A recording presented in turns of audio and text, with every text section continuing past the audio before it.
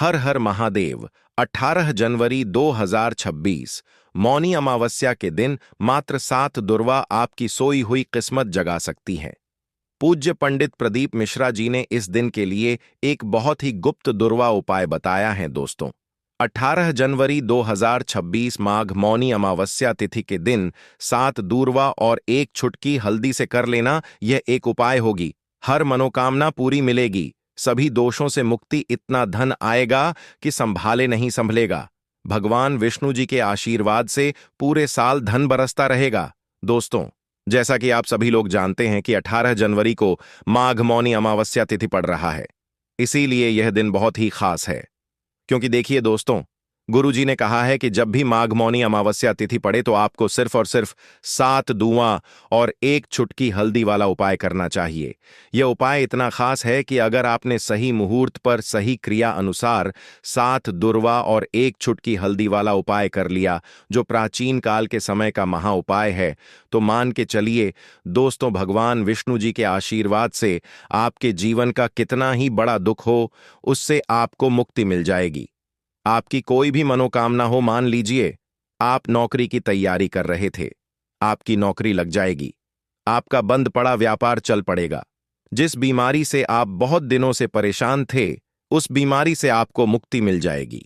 आपके जीवन में धन आना शुरू हो जाएगा। आपके जीवन में धन आने के सारे रास्ते खुल जाएंगे और मान के चलिए दोस्तों, फिर आपको किसी भी प्रकार की परेशानी का सामना नहीं करना पड़ेगा। इसीलिए दोस्तों, इस दिन आप लोगों को इस वाले उपाय को जरूर कर लेना है। भले ही आपने पूरे साल भर इस उपाय को ना किया हो, पर अगर आपने इस माघ मौनी अमावस्या तिथि के दिन अगर इस वाले उपाय को कर लिया, तो आपको इस उपाय को करने का वह फल मिलेगा जिसकी आपने कभी कल्पना भी नहीं करी होगी। इसीलिए आप लोग इस 7 दूरवा और एक छुटकी हल्दी वाले उपाय को एक बार जरूर कर लेना, ताकि आप लोगों के हाथ से यह मौका न जा सके और आपको इस उपाय एक को करने का फल मिल सके।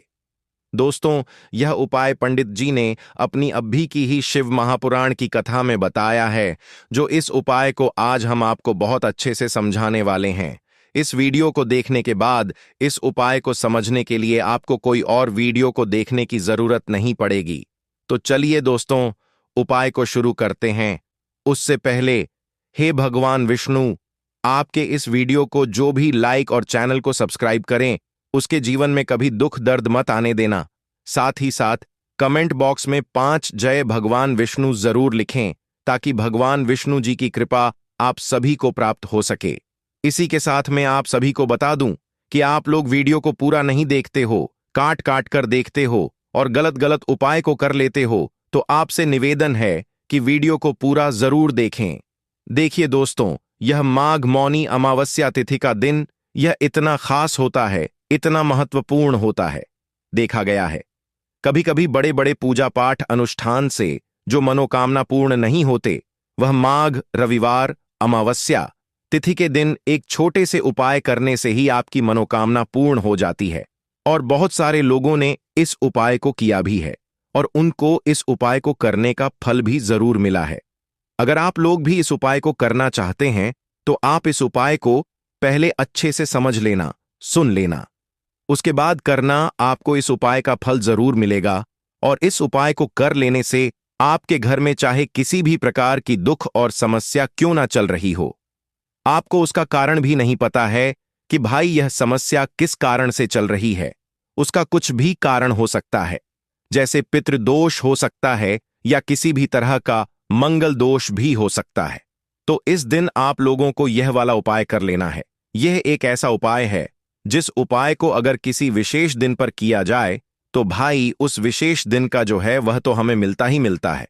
पर हमने उस दिन पर इस 7 दूरवा और एक छुटकी हल्दी वाले उपाय को किया है, तो हमें उससे भी बड़ा फल मिलता है और फल बहुत जल्दी मिलता है, क्योंकि आप इस उपाय को बहुत ही बड़े और विशेष दिन पर कर रहे हो। तो चलिए अब उपाय के बारे में बात करते हैं, लेकिन उससे पहले आप लोगों को यह जानना आवश्यक है कि आखिर यह उपाय किस समय करना है, किसको करना है और कैसे करना है। तो चलिए हम आगे आपको वीडियो में एक एक करके बता देते हैं। तो दोस्तों, इस 7 दूरवा और एक छुटकी हल्दी वाले उपाय को हमें इस मौनी अमावस्या तिथि के दिन कैसे करना है, किसको करना है, किस समय करना है और कहां पर करना है, ये सारे सवालों के जवाब आपको इस वीडियो में मिल जाएंगे। और जो ये वीडियो देखेगा भाई, उसको 7 दूर्वा और एक चुटकी हल्दी वाला उपाय जरूर करना चाहिए, क्योंकि इस दिन शत्रुओं और किसी भी दोष, किसी भी बीमारी से मुक्ति पाने के लिए 7 दूर्वा और एक चुटकी हल्दी का बहुत ही बड़ा और विशेष महत्व होता है। और जब बात आ जाए 7 दूर्वा और एक चुटकी हल्दी की, तो यह सोने पर सुहागा वाली बात हो जाती है और यह एक बहुत ही बड़ा उपाय हो जाता है। अब दोस्तों, इस 7 दूर्वा और एक चुटकी हल्दी वाले उपाय को आखिर करना किसको है, सबसे पहले हम लोग वह बात जान लेते हैं। तो देखो, घर की जो बड़ी माताएं बहनें होती हैं, उन माताओं बहनों में से कोई भी एक बड़ी माता बहन इस वाले उपाय को कर सकती है। और दोस्तों, अगर आप चाहे तो अपने घर में से सभी सदस्यों को भी इस उपाय को करवा सकते हैं। अगर किसी व्यक्ति की खुद की कोई मनोकामना है, खुद की कोई दुख और परेशानी है जो कि वह अपने लिए ही करना चाहता है, इस वाले उपाय को तो वह खुद अपने लिए भी कर सकता है। बाकी अगर कोई घर में से ऐसा है जो कि अपने पूरे घर परिवार की सुख और शांति के लिए यह वाला उपाय करना चाहता है, तो भाई वह भी कर सकता है, उसमें भी कोई दिक्कत वाली बात नहीं है। कहने का मतलब यह है कि इस उपाय को हर एक सदस्य भी कर सकता है और पूरे घर परिवार के सदस्य के लिए घर की बड़ी माताओं बहनों में से कोई एक माता बहन भी कर सकती है। माताएं बहनें अगर घर में उपस्थित ना हो या वह यह वाला उपाय ना कर पा रही हो, तो फिर घर का कोई बड़ा सदस्य भी इस 7 धुआं और एक चुटकी हल्दी वाले उपाय को कर सकता है। चाहे फिर वह पुरुष ही क्यों ना हो, उसमें कोई भी दिक्कत वाली बात नहीं है। अब दोस्तों, 7 दुर्वा और एक चुटकी हल्दी वाले उपाय को हमें करना कहां पर है? देखो, इस उपाय को हमें मंदिर में ही करना है। बहुत सारे लोग प्रश्न करते हैं, हर एक उपाय को करते समय क्या हम इस उपाय को घर पर या मंदिर में कर सकते हैं? देखो तो, इस वाले उपाय को आप मंदिर पर करोगे तो अच्छा रहेगा, घर में नहीं करना है इस वाले उपाय को। उसके बाद में दोस्तों, जो अगला प्रश्न निकल कर आता है वह यह आता है इस उपाय को लेकर कि आखिर इस उपाय को हमें किस समय करना है, सुबह के समय करना है कि शाम के समय करना है? तो देखो, इस वाले उपाय को आप लोग सुबह के समय भी कर सकते हो और शाम के समय प्रदोष काल में भी कर सकते हो। अब अगर आप पूछो कि भाई साहब, सबसे उत्तम समय कौन सा रहेगा इस 7 दूर्वा और एक चुटकी हल्दी वाले उपाय को करने का, तो हम आपसे बस यही कहेंगे कि इस उपाय को आप शाम के समय करेंगे तो ज्यादा बेहतर होगा, क्योंकि माघ मौनी अमावस्या तिथि का दिन है और इस दिन प्रदोष काल के बहुत महत्व होता है। बाकी अगर सुबह के समय भी करेंगे तो भी अच्छा होगा, उसमें कोई भी दिक्कत वाली बात नहीं है। तो अब दोस्तों, जो अगली सबसे बड़ी और महत्वपूर्ण बात आती है वह यह आती है कि सुबह अगर हम उपाय को करेंगे तो हमें कितने बजे से लेकर कितने बजे तक के बीच में करना है, और शाम के समय प्रदोष काल में करेंगे तो हमें कितने बजे से लेकर कितने बजे के बीच में करना है। तो देखो, सुबह जितनी जल्दी हो सके आप उपाय को करने की कोशिश करना। बाकी अगर किसी कारणवश लेट भी हो जाओ, थोड़ी देर भी हो जाए, तो देखो, सुबह जितनी जल्दी हो सके आप उपाय को करने की कोशिश करना। बाकी अगर किसी कारणवश लेट भी हो जाओ, थोड़ी देर भी हो जाए, तो 10 या 11 बजे तक भी आप उपाय कर लेना, पर 12 बजे से ज्यादा देरी ना हो, ठीक है? इस बात का ध्यान रखना। उसके बाद में दोस्तों, अगर शाम के समय प्रदोष काल की बात करें, प्रदोष काल का जो समय है होता है वह शाम के 6 बजे से शुरू हो जाता है। मतलब शाम के 6 बजे से लेकर 7 बजे के बीच का जो समय होता है, यह समय प्रदोष काल का समय होता है। इस उपाय को 7 बजे या 8 बजे के बीच में भी कर सकते हो। मतलब शाम के 6 बजे से रात 8 बजे के बीच में आप कभी भी इस वाले उपाय को कर सकते हो, उसमें कोई भी दिक्कत वाली बात नहीं है। परंतु 18 जनवरी माघ रविवार अमावस्या तिथि के दिन कोशिश करना कि समय के अंतर्गत ही कर लो। किसी कारणवश न कर पाओ तो थोड़ा देरी से भी कर सकते हो। तो चलिए, अब हम अपने सबसे पहले उपाय की बात कर लेते हैं। तो इस उपाय को करने के लिए सुबह होने से पहले उठ जाना है, घड़ी मत देखना। जब नींद अपने आप टूट जाए वही समय ठीक होता है। सबसे पहले जमीन पर पैर रखने से पहले मन में बोलना है, आज जो करूंगा वह सिर्फ अपने भाग्य को ठीक करने के लिए करूंगा। फिर बिना किसी से बात किए सीधा रसोई में जाना है। कोई दरवाजा जोर से मत बंद करना, सब कुछ धीरे से करना है। वहां हल्दी का डिब्बा ढूंढना है। जो सबसे कम इस्तेमाल होता है वही असली होता है।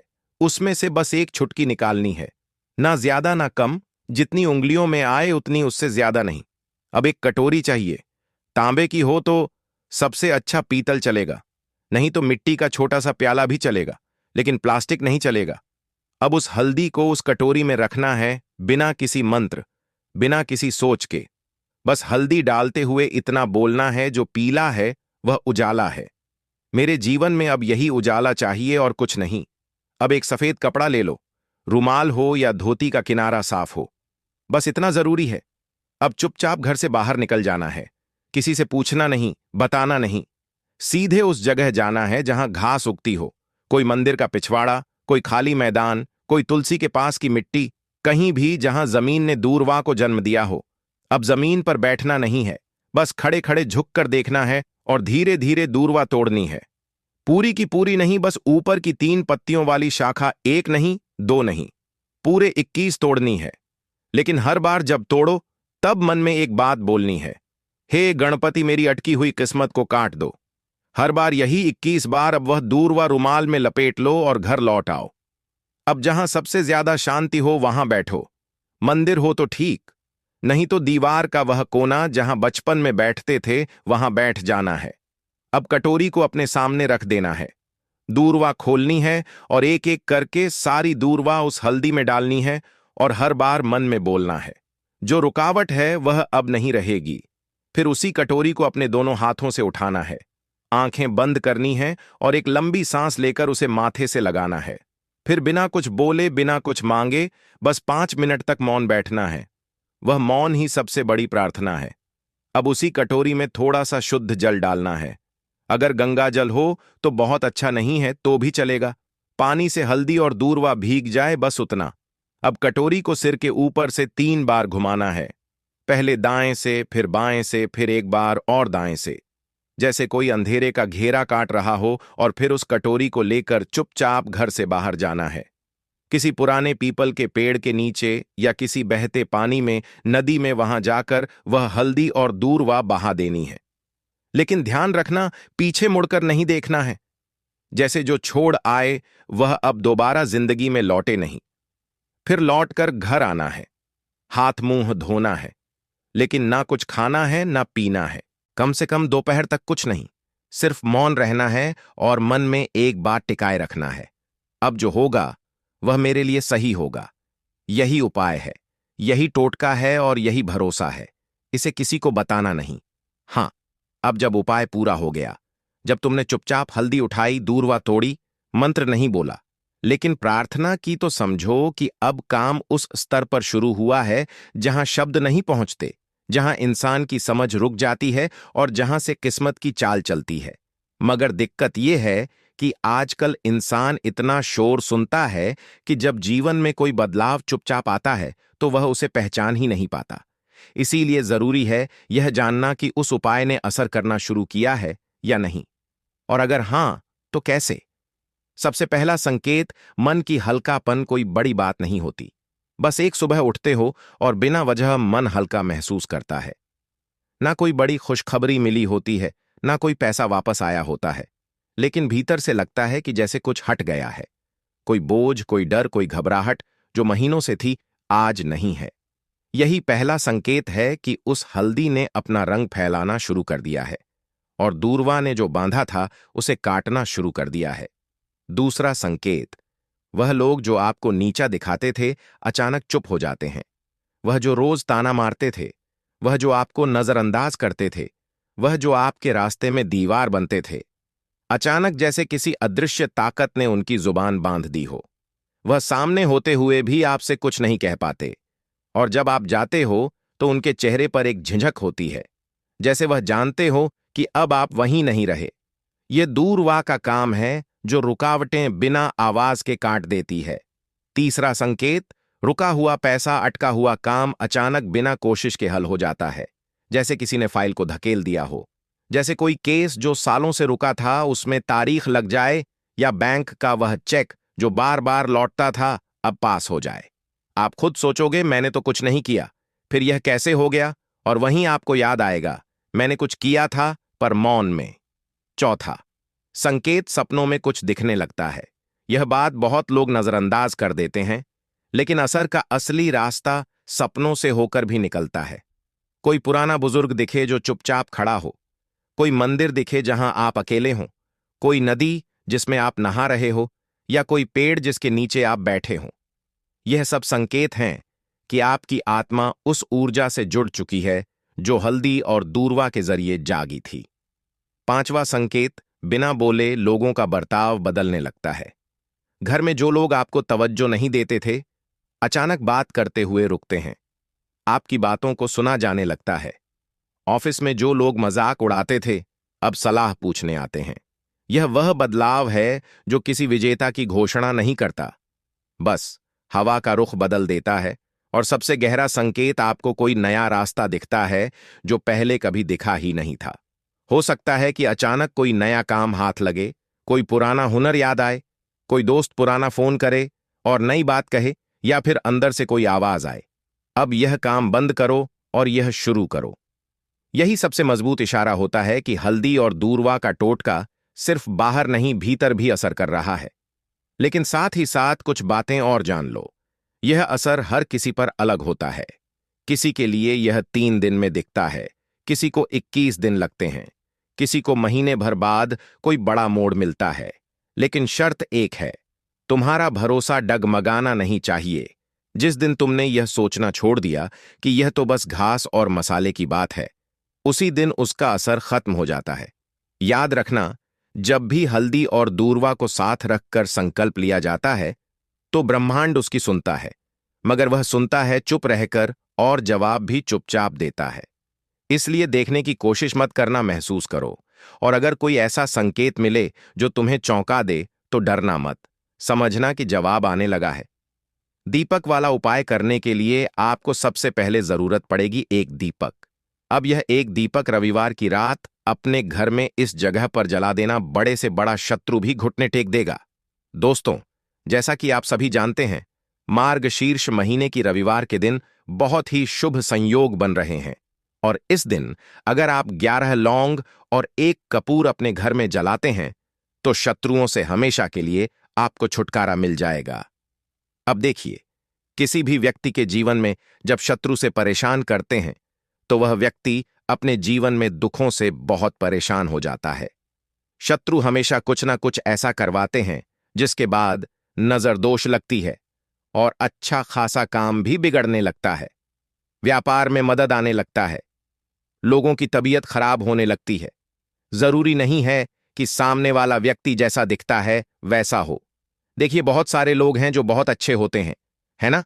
लेकिन कुछ लोग ऐसे होते हैं जो कब आपके शत्रु बन जाते हैं, आपको खुद भी पता नहीं चलता है। एक तो वह शत्रु होते हैं जो सामने से सीधे सीधे हम पर वार करते हैं, है ना? एक शत्रु ऐसे भी होते हैं जो कि पीठ पीछे कुछ होते हैं और सामने से कुछ होते हैं, है ना? ना ना। तो ऐसे शत्रु होते हैं गुप्त शत्रु, और ऐसे शत्रुओं से हमेशा आपको बचकर रहने की जरूरत होती है। आप अपने शत्रुओं को शांत भी कर सकते हैं, और इस उपाय को करने से आपको शत्रुओं से छुटकारा भी मिल जाएगा। लौंग जो होती है, यह शिविर शक्ति का स्वरूप होती है, और आप सभी जानते हैं कि महादेव जिसके साथ हो, न साक्षात काल भी आकर उसका कुछ बिगाड़ नहीं पाता है। अच्छा, रविवार का जो दिन होता है, यह इतना उत्तम होता है कि आप इस दिन अपने पितरों को प्रसन्न कर सकते हैं, धन प्राप्ति के लिए उपाय कर सकते हैं और शत्रुओं से भी छुटकारा पा लेते हैं। जब 11 लौंग का उपाय और 1 कपूर का उपाय अपने घर पर करते हैं, तो बात कर लेते हैं। सबसे पहले उपाय की, जो कि पितरों को प्रसन्न करने के लिए है।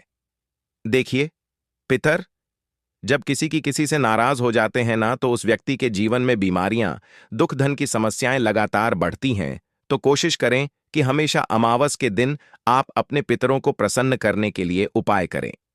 अच्छा, पितृदोष अगर घर में जरा सा भी होता है ना, तो सबसे ज्यादा कष्ट जो आता है वह बच्चों के जीवन पर आता है। बच्चों का मन पढ़ाई में नहीं लगता है, उन्हें आसानी से जीवन में सफलता नहीं मिलती है। बहुत सारे लोगों के यहां संतान को लेकर बहुत समस्याएं होती हैं कि संतान नहीं हो रही है ना? तो पितरों को प्रसन्न करने के लिए आपको इस दिन क्या करना है कि सूर्य भगवान को अर्घ देना है, तो थोड़ा सा तांबे का लोटा अगर हो तो तांबे के लोटे में जल भर लें, वरना किसी भी लोटे में आप जल लें।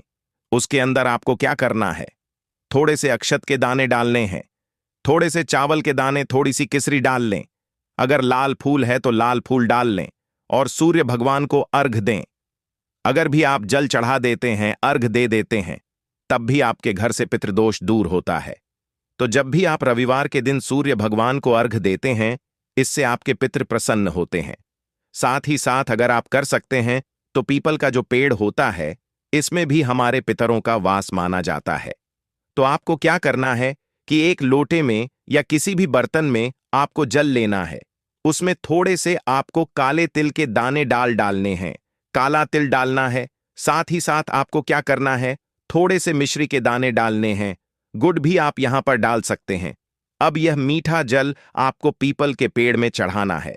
आपके घर के आसपास जहां भी पीपल का पेड़ हो, आप रविवार के दिन सुबह के समय में पीपल की जड़ में यह मीठा जल चढ़ाएं और अपने पितरों से क्षमा याचना करें। साथ ही साथ दीपक अगर आप लगा सकते हैं तो पीपल के पेड़ के नीचे आपको दीपक जरूर से रविवार के दिन शाम के समय में लगाना चाहिए।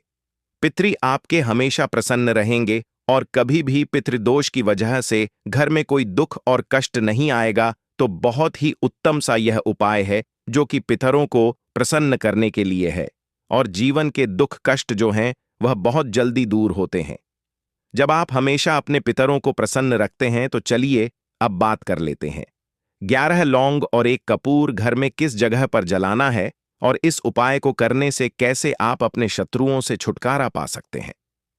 शत्रु कभी आपको परेशान नहीं करेंगे। शत्रु चाहे कैसे भी हो, सामने से कोई व्यक्ति शत्रु है या गुप्त शत्रु है, हर प्रकार के शत्रु जो है यह शांत हो जाएंगे और चाहकर भी आपका कुछ बिगाड़ नहीं पाएंगे। तो देखिए, उपाय को करने के लिए आपको 11 साबुत लौंग लेनी है। एक भी लौंग खंडित ना हो, टूटी हुई ना हो। एक छोटा सा कपूर का टुकड़ा लेना है, जिसे कि कपूर की टिकिया भी बोलते हैं। एक कोई भी यहां पर मिट्टी का दीपक ले लें या पीतल का बर्तन ले लें। उसके अंदर 11 लौंग रखेंगे, 1 कपूर रखेंगे, थोड़ा सा देसी घी इसके ऊपर से आप डाल देंगे।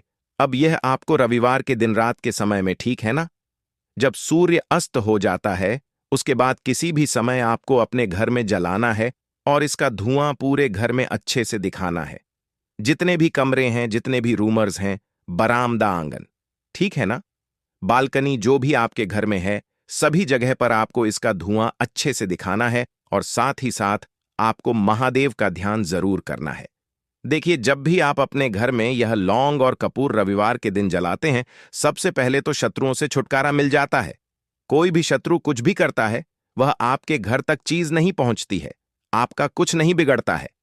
दूसरी चीज कि जब भी लौंग और कपूर आप जलाएंगे, आपके घर पर कोई संकट नहीं आता है, आपके धन पर कोई संकट नहीं आता है, घर में कोई परेशानियां नहीं आती हैं और हमेशा आपके घर में सकारात्मक ऊर्जा बढ़ती है, पॉजिटिव एनर्जी बढ़ती है, जिसके बाद आपके घर में धन की देवी माता लक्ष्मी वास करती है। लौंग और कपूर जिस घर में कोई भी व्यक्ति जलाता है, विशेषकर रविवार के दिन, तो ऐसा समझ लीजिए इसके बहुत चमत्कार हैं, बहुत ज्यादा लाभ है। तो कोशिश कर कि रविवार के दिन रात के समय में किसी भी समय आप अपने घर में 108 लौंग और 108 कपूर जलाएं। 11 लौंग और 1 कपूर जरूर जलाएं। शत्रु जो हैं वह घुटने टेक देंगे और आपका कुछ नहीं बिगाड़ पाएंगे।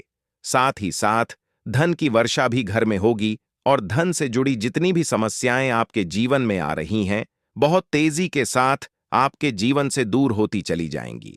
तो चलिए अब बात कर लेते हैं अपने तीसरे उपाय की। और तीसरा उपाय है धन वर्षा के लिए और धन को बढ़ाने के लिए। बहुत सारे लोगों की यह समस्या होती है कि पैसा बढ़ता नहीं है। पैसा तो आता है घर में, लेकिन पैसा बढ़ता नहीं है। या कुछ लोग ऐसे भी हैं जो कहते हैं कि पैसा बढ़ेगा तो तब जब घर में पैसा आएगा। बिल्कुल से पैसा आना बंद हो रहा है। व्यापार दिन पर दिन खराब होता जा रहा है। नहीं समझ आ रहा, किसी ने कुछ करा दिया है या फिर घर में कुछ ऐसा है, वास्तु दोष है, नजर दोष है, जिसकी वजह से घर में तरक्की लोगों की नहीं हो रही है। ठीक है ना, बिल्कुल व्यापार धंधा सब बेकार होता चला जा रहा है। जो भी व्यापार कर रहे हैं उसमें लगातार घाटा हो रहा है। तो यह उपाय आप करिए रविवार के दिन और फिर इसका चमत्कार खुद देखिए। चाहे व्यापारी हैं, आप कोई बिजनेसमैन हैं, दुकान है, आपकी हर प्रकार के काम में लाभ ही लाभ मिलता है। जब इस उपाय को आप करते हैं, आपको क्या करना है? 2 फूल वाली लौंग लेनी है, एक लाल फूल लेना है, गुलाब का फूल भी आप यहां पर ले सकते हैं।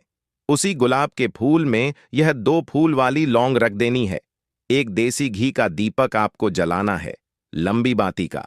अब यह दोनों चीजें लेकर अपने घर के मंदिर में आपको बैठ जाना है। शाम के समय में